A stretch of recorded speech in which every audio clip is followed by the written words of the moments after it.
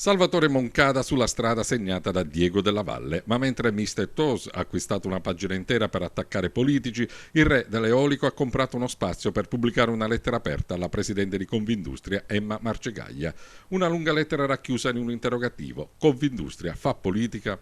Non è la prima volta che l'imprenditore agrigentino attacca la politica di Confindustria in Sicilia, di cui è stato rappresentante tra i fautori della cosiddetta primavera antimafia, sino al 9 febbraio 2010, quando nella sede di Palermo, nel corso di una conferenza stampa, attaccò il modo di agire della Confederazione, ma anche la burocrazia regionale, che, denunciò, avrebbe fatto perdere milioni di investimenti alla sua impresa.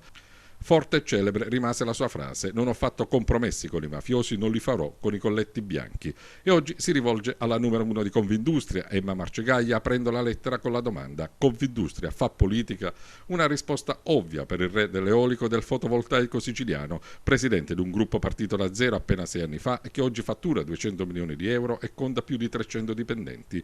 Confindustria denuncia a un modello di business legato alla politica italiana e alla pubblica amministrazione e sottolinea come la luna di miele con Sicindustria si sia interrotta proprio quando, scrive, cominciai a parlare di certi temi, a denunciare il malaffare della pubblica amministrazione. Non sa, dottoressa, scrive nella lettera alla Marcegaglia, i problemi che hanno tentato di crearmi in tutti quegli organismi come le banche dove i miei colleghi erano presenti nei consigli di amministrazione attraverso denigrazione a mezzo stampa e non solo. Il fatto è che gli industriali siciliani, prosegue Moncada, impegnati a sostenere la giunta Lombardo, che conta anche un assessore di Confindustria, si dimenticavano delle altre aziende. C'era e c'è sempre la condanna alla mafia, ma non a quella dei colletti bianchi che denuncio io, conclude Moncada.